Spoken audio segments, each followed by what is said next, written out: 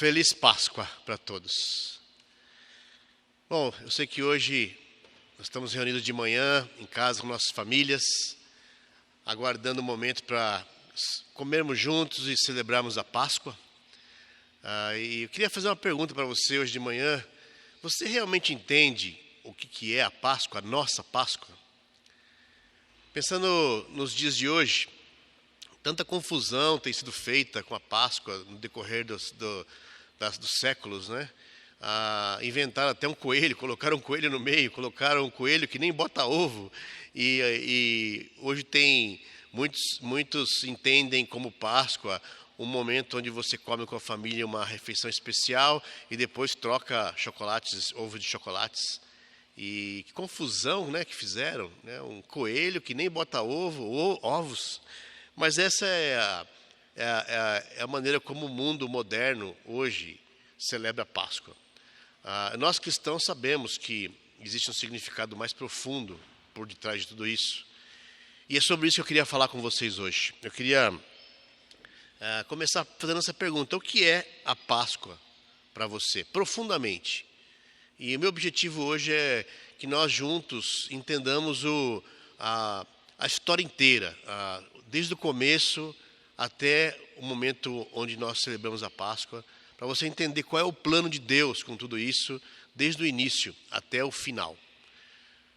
Por que eu resolvi fazer isso? Porque eu mesmo, como cristão, levei um tempo para entender a história inteira. Muitas vezes eu entendia, quando me tornei cristão, entendia o momento de tomarmos a ceia aos domingos e a ressurreição de Jesus, mas entender a história inteira era difícil para mim. Então eu queria compartilhar com vocês, espero que isso ajude todos. Eu queria começar respondendo essa pergunta: o que é a Páscoa para você? Em 1 Coríntios, capítulo 5, versículo 7. Paulo define bem o que é a Páscoa para nós hoje. Num versículo, ele diz assim: porque Cristo, nossa Páscoa, foi ressuscitado por nós. Na NVI diz assim: pois Cristo, nosso Cordeiro Pascal, foi sacrificado. Então, Paulo está definindo que a Páscoa, para nós, é Cristo. Cristo é o Cordeiro Pascal. Mas como assim? Como assim a Páscoa é Cristo? Cristo é o Cordeiro Pascal? Para responder isso para vocês, eu preciso contar uma história.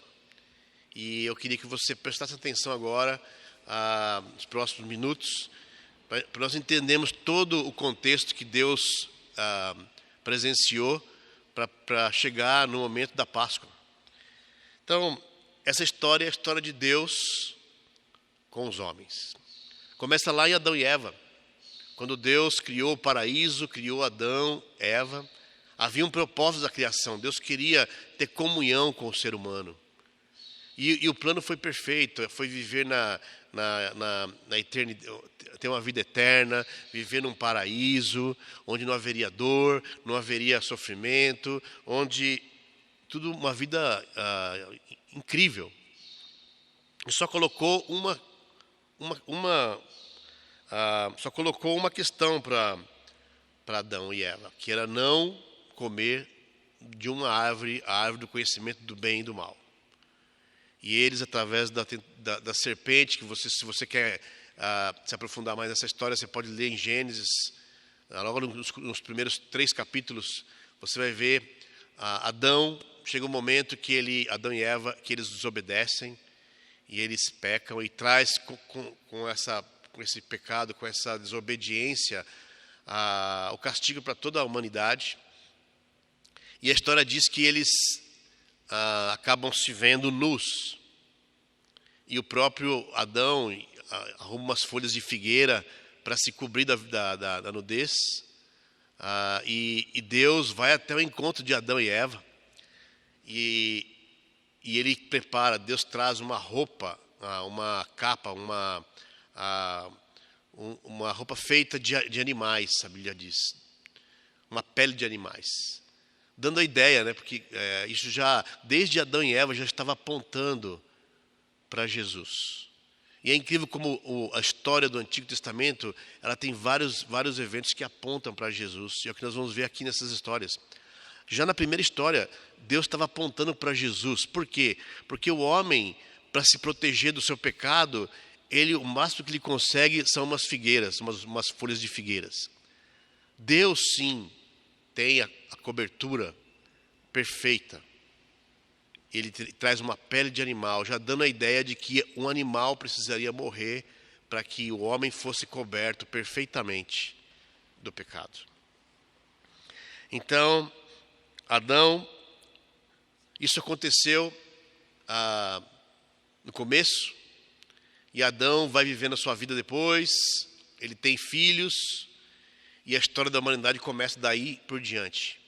E começa muito mal, porque já na própria família de Adão já tem um assassinato. E eles vão vivendo as suas vidas, e a Bíblia diz que havia tanta maldade, as pessoas não faziam bem, tanta maldade.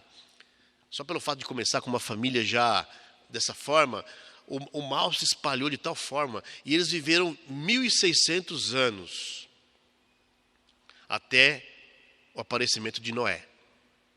Então, desde de Adão e Eva até Noé, são 1.600 anos. E a Bíblia diz que a terra estava repleta de injustiças, só existia uma pessoa justa, que era Noé.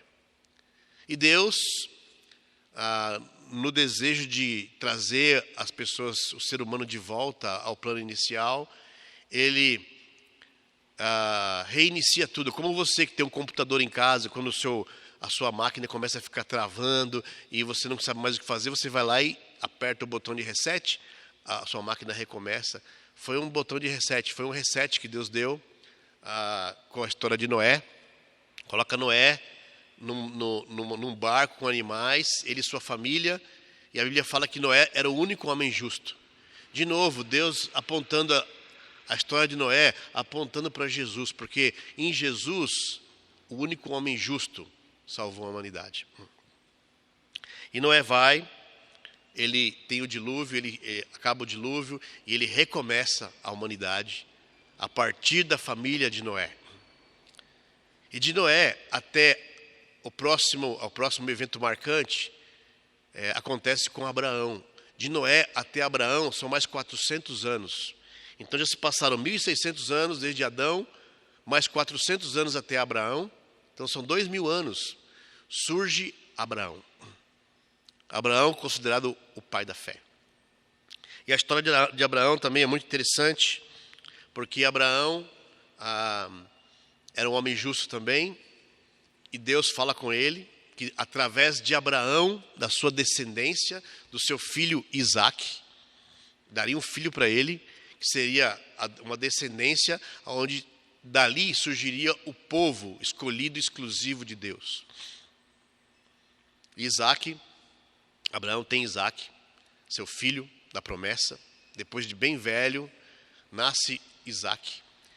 E Abraão sai com essa fé, acreditando nessa promessa de Deus para ele, que da descendência dele sairia um povo exclusivo de Deus. E o que acontece é que Deus chama Abraão para um teste. E Abraão pega o seu filho Isaque, seu filho querido, e ele sobe aquela montanha. E quando Isaque percebe que não havia um cordeiro ali para o sacrifício, ele faz uma pergunta a seu pai. Isso está lá em Gênesis 22, versículos 7 e 8, e eu queria ler com você essa passagem, que diz assim: Isaque disse a seu pai Abraão: meu pai. Sim, meu filho, respondeu Abraão. Isaque perguntou: as brasas e a lenha estão aqui, mas onde está o cordeiro para o holocausto? Respondeu Abraão: Deus mesmo há de prover o cordeiro para o holocausto, meu filho.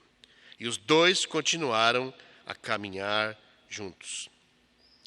Basicamente, Abraão falou: Deus proverá o cordeiro.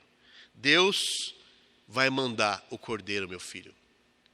De novo, Abraão estava agora aqui apontando, essa história de Abraão está apontando para Jesus. Que Deus ia prover para nós o cordeiro perfeito. E outro evento é quando Abraão coloca o seu filho em cima daquelas madeiras e brasa, e a hora que ele vai empunhar a faca, ele vai sacrificar o filho dele, Deus o impede. E a figura de Abraão indo sacrificar o filho, apontando para Deus, fazendo o sacrifício de ceder o filho dele para morrer por nós. E aí, eles descem, Deus poupa desse sacrifício. O maior objetivo de Deus com isso, além de provar o coração de Abraão, era de apontar para Jesus. A história de Abraão aponta para Jesus, que ele sacrificaria o filho dele por nós. E aí de Abraão, Isaac casa-se com Rebeca, tem filhos, Esaú e Jacó.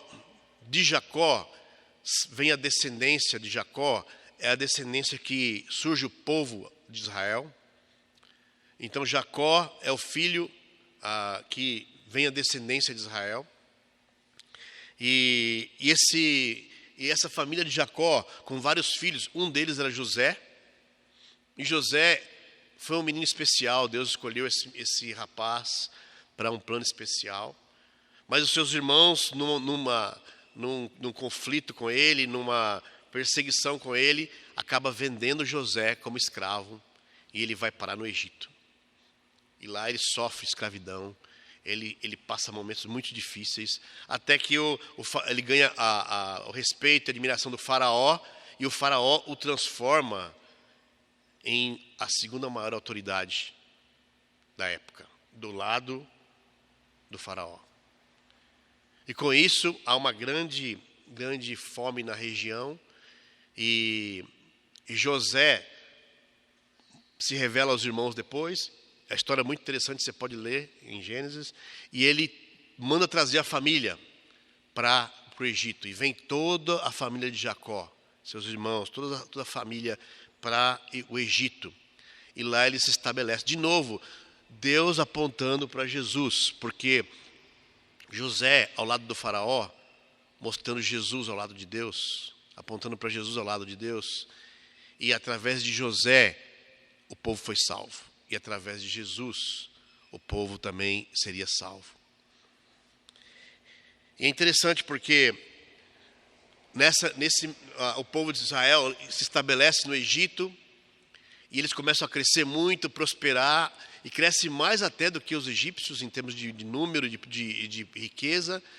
Morre o faraó, que era amigo de José, morre José, passa-se centenas de anos, bastante tempo, e o faraó que assume no lugar do amigo de José já não sabe mais quem era José, já não se importa mais com o povo de Israel, e ele começa a ter raiva do povo de Israel por causa do crescimento, e escraviza o povo de Israel. E eles ficam 400 anos escravos lá no Egito. Aí surge a figura de Moisés. Então, de Abraão até Moisés são 730 anos. Então, desde a criação de Adão até Moisés, já são quase 3.000 anos. E em Moisés, Deus chama Moisés para ser o grande libertador. E Moisés, você pode conhecer a história lá em Êxodo, você pode ler a história toda de Moisés com o povo de Israel. O povo estava lá 400 anos sofrendo, sendo escravizado, 430 anos, e Moisés se apresenta enviado por Deus como libertador. E Moisés, depois de ser enviado por Deus, e Deus envia 10 pragas para convencer o faraó. O faraó estava com o coração muito duro, e Deus, na última praga, que era a praga onde o anjo da morte passaria numa noite, e levaria todos os primogênitos. E para que Deus protegesse a casa dos israelitas, Deus dá uma ordem. Qual é essa ordem? Que eles pegassem um animal, um cordeiro perfeito, que eles reunissem a família naquela noite, num jantar, e eles sacrificariam aquele animal. O sangue daquele animal seria borrifado nas ombreiras, nos batentes das portas, e eles comeriam aquele animal juntos, em família. E naquela noite, o anjo da morte passou sobre o Egito. E as casas onde havia a marca dos batentes, o anjo da morte passou por cima e não atingiu o povo de Israel. E naquela noite todos os filhos primogênitos dos egípcios morreram. E essa passagem do anjo por cima das casas dos israelitas dá origem ao nome da Páscoa, porque do hebraico Páscoa significa Pesach. Pesach do hebraico é Páscoa, ou seja, passo por cima, passar por cima. E daí que surge a palavra, o significado da Páscoa. A Páscoa para os israelitas foi a comemoração desse evento. E depois eles saem, o faraó se convence, eles saem naquela noite. Isso está registrado, tudo isso que eu falei agora está registrado em Êxodo 12, versículo 11 e 13, eu quero ler com vocês.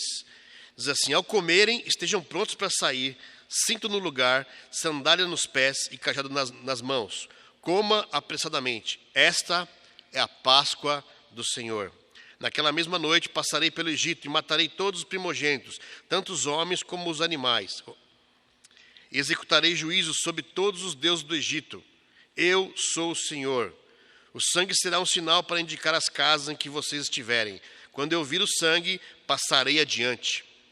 A praga de destruição não atingirá quando eu ferir o Egito. Aqui se executa o maior sinal sobre Jesus. De novo, esse evento aqui foi o evento mais marcante do povo de Israel, apontando perfeitamente para o que viria lá na frente, que era Jesus. O faraó, ele representava o diabo. A escravidão do povo de Israel, o jugo colocado pelo diabo através do pecado. O povo estava lá 400 anos e tinha esquecido completamente Deus.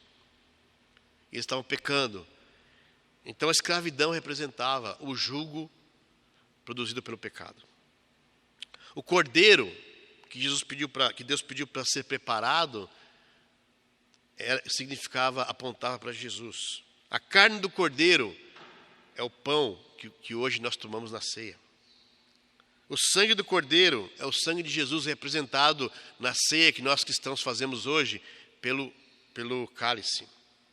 Sair do Egito em liberdade significa a liberdade que Jesus nos dá quando estamos debaixo da graça dele. Moisés aponta para a figura de Jesus. Moisés é a figura de Jesus. A caminhada, quando o povo sai caminhando até a terra prometida, representa a nossa caminhada até o dia da nossa redenção. Nós falamos na semana passada também, durante a caminhada, naquele evento onde o povo estava reclamando, ingrato, e aí aparece o poste, Deus manda levantar um poste, e as pessoas, quando olharem para aquele poste com a serpente, elas eram curadas. E, de novo, apontando. Então, se você perceber, o Antigo Testamento ele é muito ligado com o Novo Testamento. As histórias são muito conectadas. A todo momento, Jesus está sendo apontado. O evento principal da vinda de Jesus está sendo mostrado através das histórias. E de Moisés até Jesus se passam aproximadamente um pouco mais de 1000 anos. Até esse dia onde João 1:29 relata. Vamos ler juntos. No dia seguinte, João viu Jesus aproximando-se e disse: vejam, é o Cordeiro de Deus que tira o pecado do mundo. Olha que incrível aqui, João Batista estava lá fazendo o prenúncio de Jesus e de repente ele vê se aproximando Jesus, o Filho de Deus encarnado. Ou seja, todo o apontamento das histórias do Antigo Testamento mostrando para esse dia, e esse dia chegou, em que Jesus, o Filho de Deus, pisou aqui nessa terra, vestido na carne de um ser humano. E o próprio João Batista anuncia isso agora. E ele fala, o Cordeiro de Deus que tira o pecado do mundo. O mesmo Cordeiro que Abraão lá atrás falou para o seu filho Isaque, Deus proverá o Cordeiro. Deus vai mandar o Cordeiro para o sacrifício. E esse Cordeiro chega agora. E João anuncia. E agora a salvação não só para uma nação, mas para todo o mundo. Ele fala o Cordeiro que tira o pecado do mundo. Não só mais de Israel, mas do mundo. Essa história mostra o amor desesperado de Deus em querer trazer o homem de novo ao convívio inicial que foi perdido lá atrás, com Adão e Eva. E depois Jesus começa a pregar o ministério dele, os 3 próximos anos, até chegar o evento máximo, o ápice, onde Jesus seria o Cordeiro, o sacrifício aconteceria. Em Lucas 22, versículo 7, começa a relatar esses momentos. Vamos ler junto comigo aqui, Lucas 22, versículos 7 e 8. Finalmente chegou o dia dos pães sem fermento, no qual deveria ser sacrificado o Cordeiro Pascal. Jesus enviou Pedro e João dizendo, vão preparar a refeição da Páscoa. Jesus era judeu, nasceu no meio da cultura dos judeus, e desde Moisés, quando o povo chegou na Terra Prometida, até os dias de Jesus, todo ano eles tinham o costume de celebrar a Páscoa. E a Páscoa para eles era a comemoração da saída, da libertação da escravidão do Egito por Moisés. E Jesus vem agora e chama os discípulos a preparar esse jantar, que seria o último desta aliança, dessa antiga aliança. E Jesus, agora no versículo 15, de Lucas 22, versículo 15, Jesus senta com eles à mesa para esse jantar e ele diz, desejei ansiosamente comer esta Páscoa com vocês. E nesse momento, Jesus faz a renovação de todo o processo. Ou seja, a Páscoa dos judeus morre aqui. E ele inicia uma nova etapa, uma nova aliança, que nós vamos fazer agora, em memória desse evento marcante aqui, há quase 2000 anos atrás. Eu queria que você pegasse agora a bolacha que representa o corpo de Cristo. E nós pudéssemos fazer juntos a comemoração, para lembrarmos desse evento marcante para toda a humanidade. Então, por favor, pega a bolacha. Eu vou ler com você agora em Lucas 22, versículo 19. E logo em seguida, nós podemos comer do pão. Tomando o pão, deu graças, partiu e o deu aos seus discípulos, dizendo, este é o meu corpo, dado em favor de vocês. Façam isso em memória de mim.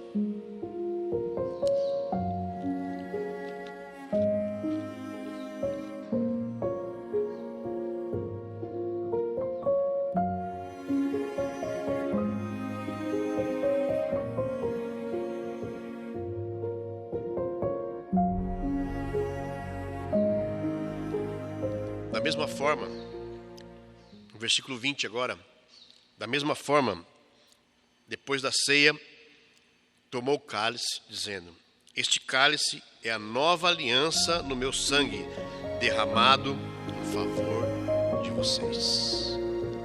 Agora vamos pegar o cálice e vamos tomar juntos.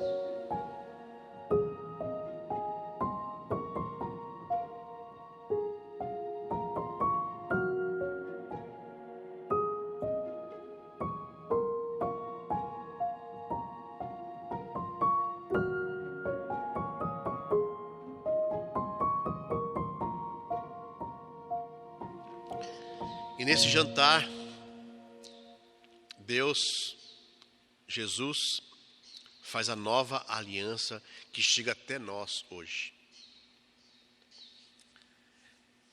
Voltando em 1 Coríntios capítulo 5, versículo 7, que foi o primeiro versículo que nós lemos hoje, o apóstolo Paulo diz assim: porque Cristo, nossa Páscoa, foi sacrificado por nós. Cristo, a nossa Páscoa. Na verdade, cada vez que nós participamos da ceia, do que nós fizemos agora, nós estamos celebrando a nossa Páscoa. Nós estamos celebrando a nossa Páscoa. Cada vez que nós estamos na igreja, que nós participamos, especialmente a nossa igreja que tem o costume de fazer isso toda semana, toda vez que nós estamos aqui juntos e participamos da ceia, nós estamos celebrando a nossa Páscoa, a nossa Pessache. O que é essa passagem, a nossa passagem? A passagem de uma vida antes, que não estávamos debaixo da misericórdia de Deus, para uma vida sobre a misericórdia de Deus. Uma vida sem propósito, uma vida agora com propósito. Uma vida sem Deus, com uma vida com Deus. Ou seja, houve um momento na nossa vida em que aconteceu a Pessache. E se você está me vendo nesse vídeo agora, nessa mensagem, e você não reconhece esse momento na sua vida, você precisa buscar ajuda para entender que todo ser humano que quer viver a comunhão com Deus precisa ter uma Pessache, precisa ter uma Páscoa em sua vida. 1 Pedro capítulo 2, versículo 9, Pedro explica isso. Ele fala de um antes e um depois. Ele fala aqui em 1 Pedro capítulo 2, versículo 9.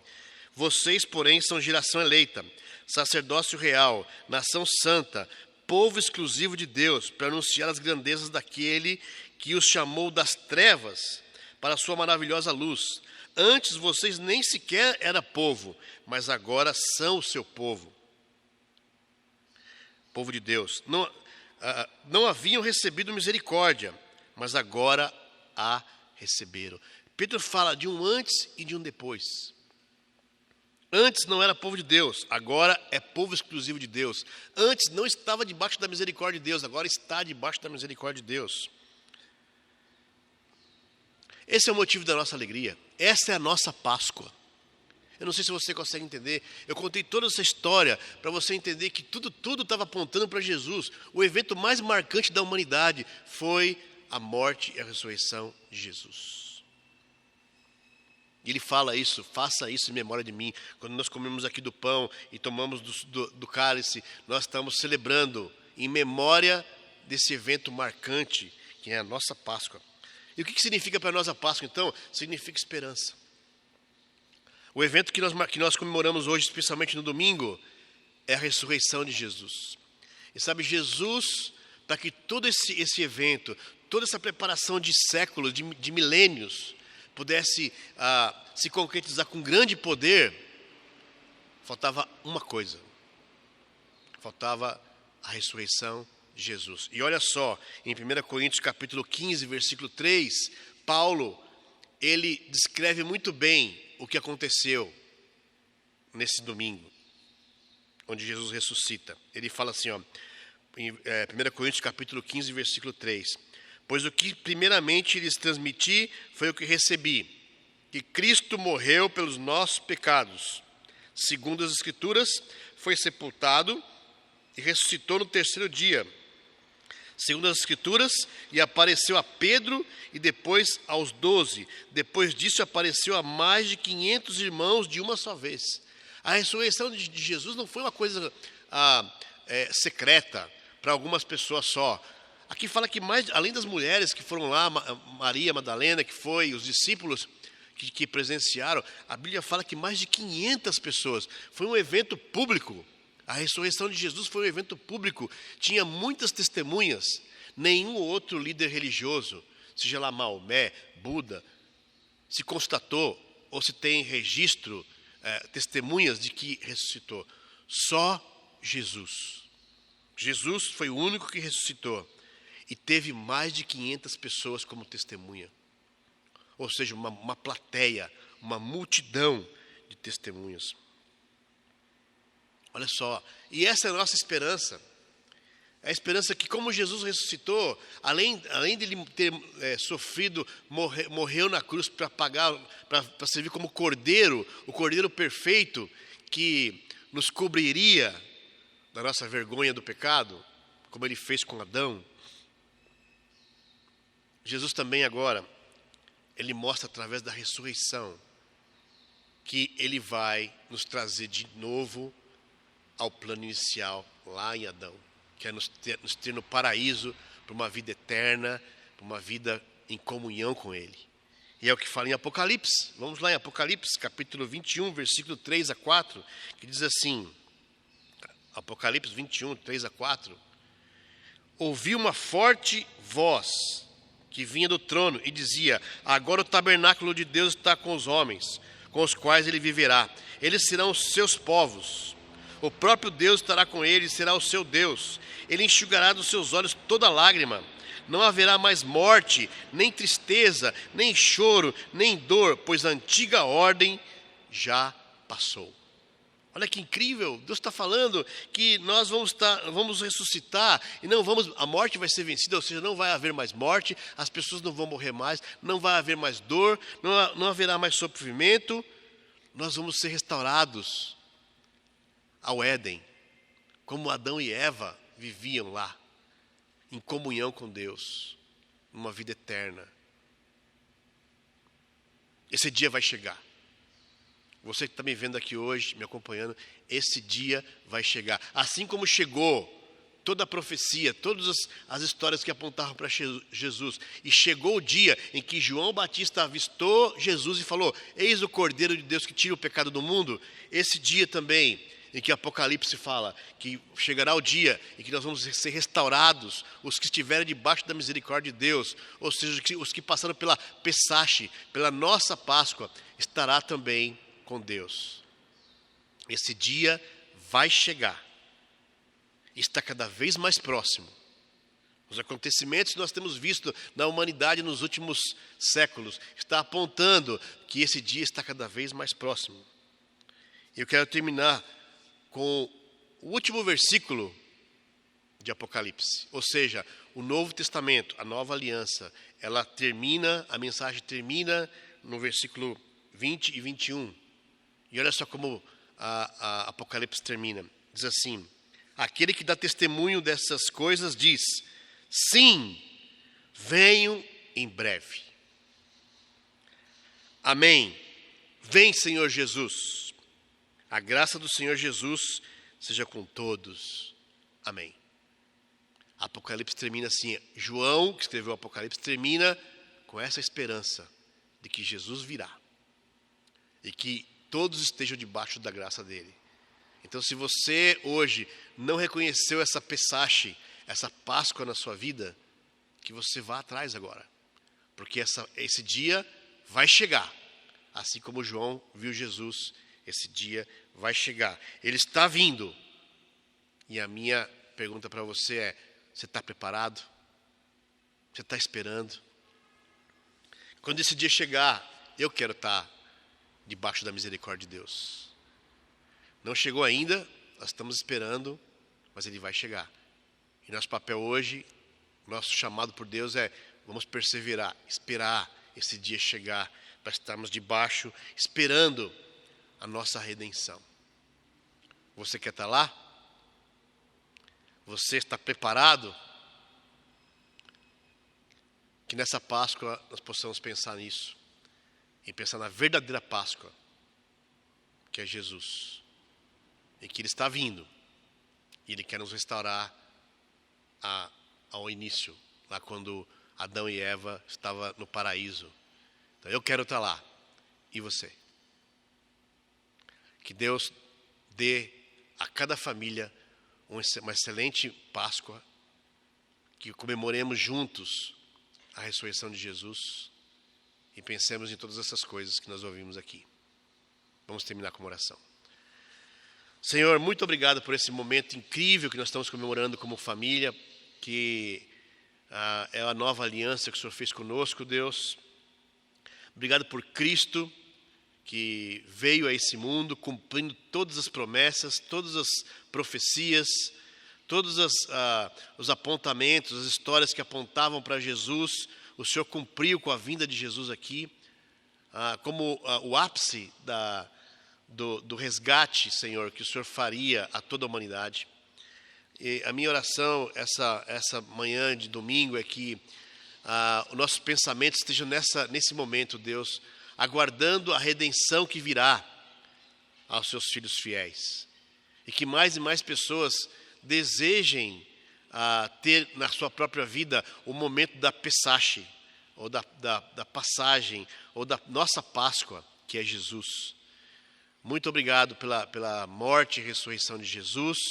Obrigado porque através da morte e da ressurreição de Jesus, nós podemos ter a esperança, que é o que nos move, esperando o grande dia da nossa redenção. Muito obrigado. Oramos em nome de Jesus. Amém.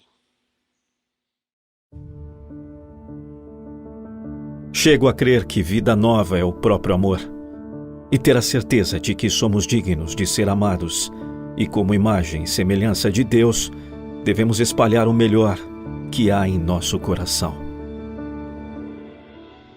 Há muito tempo atrás nascia um homem. Um homem queria mudar tudo. Aquele que amou o mundo de tal maneira que deu seu Filho unigênito. Jesus tomou os nossos pecados sobre si, deu a própria vida por todos, inclusive para aqueles que o rejeitaram e ainda o rejeitam. Mesmo pregado naquela cruz, ele teve amor suficiente para pedir que Deus perdoasse aqueles que haviam o açoitado, cuspido em sua face e colocado em sua cabeça uma coroa de espinhos. Foi por mim, por você, que ele passou por tudo isso. Ele ressuscitou e subiu ao céu, mas o seu amor continua habitando naqueles que creem no seu nome. Mesmo depois que seu suor se transformou em sangue, mesmo depois de ser traído, negado, condenado e crucificado, Cristo não reclamou nem recuou. Ele seguiu em frente por amor a mim e a você. Jesus não precisava passar por tudo aquilo que passou. Ele é o Filho do Deus vivo. É santo e não teve pecado algum. Ainda assim, por amor às nossas vidas, ele suportou tudo. Ele carregou a nossa cruz. Ele sabe quando você está triste, sem dinheiro para pagar as contas ou enfrentando crise nos seus relacionamentos, mas ele também vê as suas qualidades, conhece os seus sonhos mais íntimos e sabe como realizá-los. Jesus foi simples em tudo que fez, no entanto, foi mais profundo que qualquer outro ser, indo muito mais além do que alguém jamais foi. Foi crucificado, morto e sepultado, por amar a mim e a você. Foi pregado numa cruz após longa caminhada de tortura e dor. Foi por você. Viver a Páscoa não significa somente crer no Deus que em Cristo nos redimiu e nos ressuscitará, mas se trata em saber quem é Cristo para nós, qual é o lugar que Ele ocupa em nossa vida. Somente assim seremos pascais e viveremos verdadeiramente a ressurreição de Jesus. Desejo que você aí do outro lado tenha uma Páscoa viva, que ressuscite na esperança, que você ressuscite no amor, que você tenha fé em Jesus e em si mesmo, pois não há maior presente para um pai do que ver seus filhos na luta para serem felizes.